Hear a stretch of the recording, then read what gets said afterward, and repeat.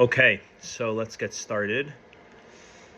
We are in Parshas. Hold on, I'm just getting this up here. We are in Parshas Vayigash. So Parshas Vayigash begins with an encounter of Yehuda and Yosef.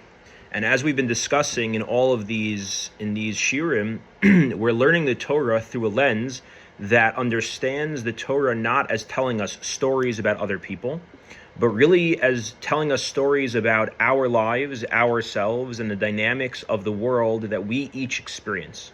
And so there's something in our lives called Yehuda, and there's something in our lives called Yosef. And there's an encounter, there's a conflict, in a sense, that then results from that conflict into a unity of Yehuda and Yosef. So what we want to understand is, what is the difference between Yehuda and Yosef, and what is the unity of Yehuda and Yosef that is revealed in this parsha. There's a tradition we have that we talk a lot about Mashiach, but there's actually a tradition that there's two Mashiachs. There's a Mashiach called Mashiach ben Yosef, and something called Mashiach ben David. There's a Mashiach that emerges from Yosef HaTzadik, and a Mashiach that emerges from David HaMelech. David HaMelech comes from Yehuda. And the ultimate revelation of redemption, the ultimate Mashiach, is when the two Mashiachs, the train Mashiachin, the two Mashiachs, join together. When there's a coming together of the Mashiach ben Yosef and the Mashiach ben David, which really is rooted in this week's Parsha. Because this week's Parsha begins with a conflict between Vayigash Yehuda, that Yehuda comes in front of Yosef. Yosef has been, in a sense, conflictual with Yehuda until this point. And now Yehuda comes forward and he encounters Yosef, and they merge together somehow. So what is the conflict and what is the merging? How do they, what does any of this mean for us? What is this in our lives? So before we get back to that, we'll come back to that at the end. I want to look at another part of the Parsha and try to understand all of this through a story. So in the Parsha later on, there is the moment when Yakov Avinu is going to go down to Mitzrayim. Yakov Avinu is going to go to see Yosef, who he hasn't seen in years. He's going to meet him in Mitzrayim. And apparently Yakov is afraid of something. Yakov is hesitant to go to Mitzrayim because he's afraid of something. How do we know that he's afraid of something? It doesn't say he's afraid, but it says that Hashem is saying to him, don't be afraid. So obviously he was afraid about something. What does Hashem tell him? Why he doesn't need to be afraid? Why do you not need to be afraid? He says the following. Vayomer, Hashem says to Yakov, Anochi hakel Elokei avicha, I am the God of your father. Al tira, don't be afraid, merida Mitzrayim, from going down to Mitzrayim. Ki, because, why should you not be afraid? Legoy gadol asimcha sham. You will become a great nation there. Meaning something great is going to happen from this descent into Mitzrayim. And that's why you shouldn't be afraid. It's going to lead to something wondrous, something great, something gadol. And then he continues, and he says, Anochi ereid imcha Mitzrayim. I will go down with you into Mitzrayim. Va'anochi a'alcha gamalo, and I will also come up with you from Mitzrayim. What does that mean? What does that have anything to do with it? He just told him, don't be afraid, because it's going to be great. It's going to be great. So don't be afraid. And also I'm going to come with you. What does that have to do with anything? And what is that addressing? But also, if you take a step back and you think about it, Hashem is telling Yaakov not to be afraid to go to Mitzrayim. What do you mean, don't be afraid to go to Mitzrayim? We all know what happens to Jewish people in Mitzrayim. I think Yaakov would have very good reason to be afraid to go to Mitzrayim. There's hundreds of years of torture and the most horrible things imaginable done to Yaakov Avinu's great-great-grandchildren. Why would he not be afraid? So in the end, it's going to be great? Okay, but it's going to be a horrible process, a horrible experience. It's a very terrifying experience. So what is Hashem telling him? So I want to try to explain all of this with a story. I'm not so good at remembering, which Rebbe it was and the details of the history and all that. But there's a story told about a certain Rebbe I think it may have been of Aaron of Karlin, I'm not sure, that people would go to him for brachas. People would go to the tzaddik, the Rebbe, for brachas when they had challenges in their lives. This person needed parnasa, and this person needed health, and this person needed a shidduch, and this person needed a child. And they would go to him, and hundreds, thousands of people were coming to see him for brachas. And he was known that the power of his bracha was very strong. But because he was so overwhelmed by how many people were coming for brachas, the way it worked was through a very systematic process. You would wait in a certain waiting room, and then when the time came for your turn, the Gabbai, the Shamish, would bring you in, and it would be like a pass-off. Like you would go in front of the Rebbe for a second, you would say your thing, you had like 2 seconds to say your piece, and he would say, pretty much to every single person, the same thing. He would say, Hashem should help you. And then you would be escorted out right away. And it was like a conveyor belt almost, so to speak. It was like a factory. It was very quick, very effective. They had their system, and that was it. And there was one Jew who came to the town to see the Rebbe. And I guess in his few days that he was there before he was going to go in to see the Rebbe, he actually became friendly with the Rebbe's son, who was younger. He was a kid at the time. And the son took a liking to this guy. So he wanted to help him get more out of his father. He didn't want him to just get the standard half-second bracha. So he was trying to coach him and prepare him for how to fight against the Shamish when they would rush him out, and that he should stand his ground and ask for more from the Rebbe. And they practiced it, and the son was coaching him to do this. And he really had a pretty serious situation going on in his life, and the son really wanted him to get more from his father. So finally his turn comes, and the son, gives him his little pep talk. This is what you have to do, and when you speak to him, and this is what you have to say. And he's all ready, and he's prepared. And finally it's his turn, and he goes in front of the Rebbe, and a second later he's already out of the room. And the son turns to me and says, "What happened?" And the man says, I went, I tried, but they were just so quick. They moved me along right away. I couldn't. He said, "What did my father say?" He said, "He told me Hashem should help you." And the son says, "What did you say?" I didn't say anything. They pushed me right out of the room. So the son said, "Okay, you're going to go back. We're going to get you back online, and you're going to do it again." So the man goes back in line. Finally, he comes to his turn again. And this time, instead of 1 second, it was 2 seconds later, he's back out of the room. And the son says, "Nu, what happened?" So he says, "I went in front of your father. I told him my piece, and your father said, Hashem should help you." So the son says, "Okay, but what did you say?" So I said to your father, "So, okay, Hashem's going to help me, but what should I do until Hashem helps me? What should I do?"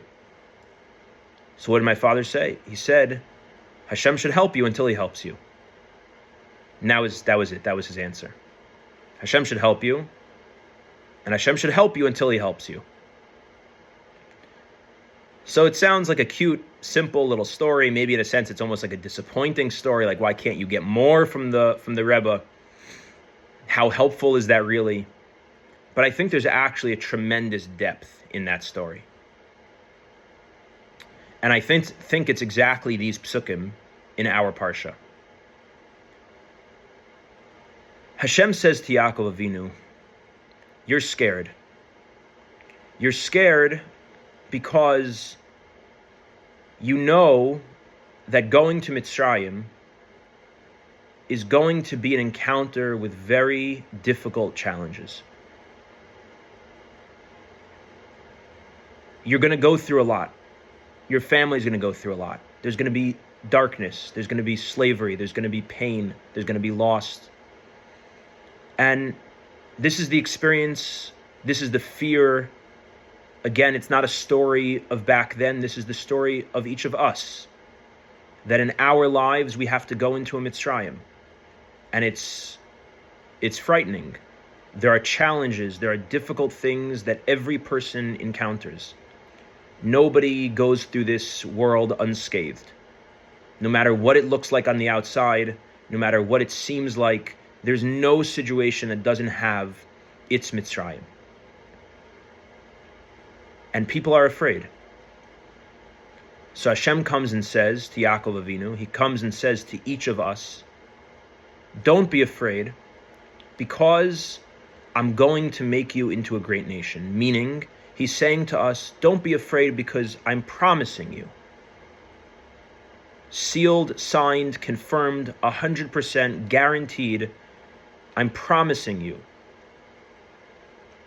that all of this is going to be worth it. Whatever it is you're going through, it's going to be worth it. In the end, it's going to lead to a simcha l'goy gadol. There's going to be some tremendous light, some tremendous gift and wealth that comes from this experience. And when you get there, you're going to look back, and I promise you, you're going to look back on all of it, no matter what you went through, and you're going to think, there's no question this was all worth it. That's the Rebbe saying to whoever came in front of him, whatever you're telling me your challenge is, Hashem will help you. In the end, it's going to be better. In the end, it's going to be perfect. There's not a question. It's going to be perfect. But then Yaakov Avinu is sitting there, and he's still sitting there, thinking and feeling, okay, thank you, Hashem, for telling me that in the end, it's going to be perfect. But what about until then? What about until it's perfect? The Yid says back to the Rebbe, okay, Hashem's going to help me, but what about until he helps me? What do I do until then? The process is a dark Mitzrayim process. It's a process that has so many challenges. For this person with their child, for this person with their spouse, for this person with their health, for this person with their finances, for this person with their trauma of what they've been through that plagues them, for this person with their anxiety or their OCD or the way they feel about themselves, whatever it might be. Okay, in the end, it's going to be worth it. I believe you. I have emunah. You're telling me it's going to be worth it. You're telling me all of it is going to lead me to some incredible gift and wealth and something that's I can't even imagine what it's going to be. But what about until then? And that's the next pasuk. That's what Hashem says to Yaakov Avinu. Number one, I'm telling you that in the end, there's going to be something that emerges and is revealed from all of this that's beyond your wildest imagination. But also, what about the entire process? I'm going to walk that process with you. I'm not telling you it's going to be an easy process. I'm not telling you it's not going to have pain. You're going to go to Mitzrayim. You're going to have to go through Mitzrayim to get to that final destination. But Anochi eired imcha Mitzrayim, va'anochi a'alcha gamalo. I'm going to walk there with you. I'm not just going to send you there. I'm going to be in the entire experience alongside of you, holding you, carrying you, hearing your pain, dancing with you at the moments of joy, crying with you in the moments of tears. I'm going to go through that experience with you. And as painful as many situations can be,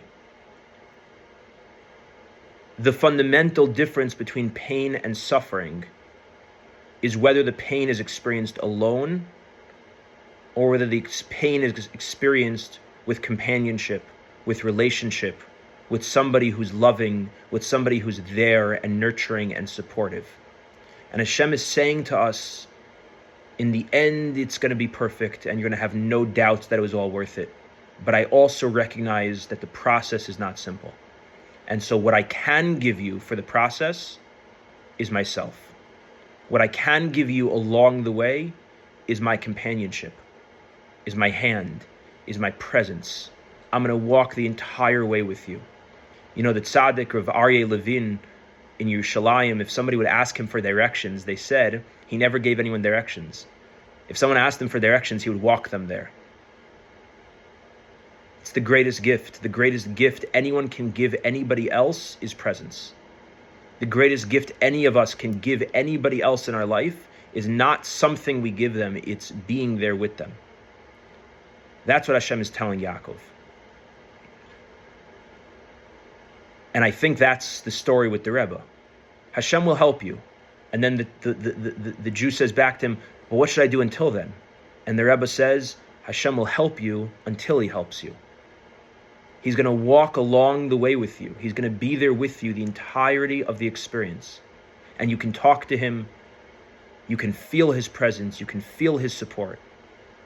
And this is the meeting, coming back to what we started with. This is the meeting and the meaning of Yosef and Yehuda meeting each other. If you think back to the story we started with weeks ago in the Parsha, Yosef begins with certain dreams.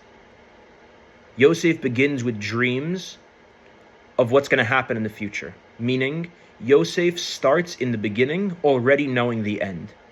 Yosef represents the ultimate place of perfection. Yosef represents knowing already that all of this is going to be worth it, that all the pain is going to be worth it, that everything each of us is going through individually, collectively, as the Jewish people, as the world, as individual people, all of it's going to be worth it, because in the end it's going to be worth it. Yosef is that. Yosef starts the beginning of the process already knowing the end of the process. Yosef doesn't fall. Yosef doesn't sin. Yosef is perfection. And that's why Yosef has a conflict with Yehuda and with the brothers. Because most of us don't live in that place of already knowing the perfection. Most of us live in the struggle, and that's Yehuda. Yehuda lives in the struggle. Yehuda, we see in these weeks that we've been reading about, we don't have time right now to go into all the details, Yehuda falls, and Yehuda gets back up, and Yehuda falls, and Yehuda gets back up. And Yehuda has challenges and struggles and loss. And Yehuda does not know the end already in the beginning. Yehuda is the process along the way. And you know what this week's Parsha represents? It's an amazing thing. Yehuda comes before Yosef, and Yehuda says to Yosef, I ki kamocha kiparo. I am just as valuable as you. The process is just as valuable as the result. The experience of being able to be with Hashem before it's perfect, before we can see the perfection, is just as powerful, just as meaningful, and just as valuable, is filled with as much light as that ultimate perfection is going to be. And it's only when we can see the light in the process and we can see the light at the end of the process, that's the full redemption of ourselves and of our lives and of the whole world. That's the merging and the meeting of Yosef and Yehuda, the two Mashiachs. The Mashiach of Yosef and the Mashiach of David, which is the Mashiach of Yehuda. David comes from Yehuda. Mashiach ben Yosef, Mashiach ben David.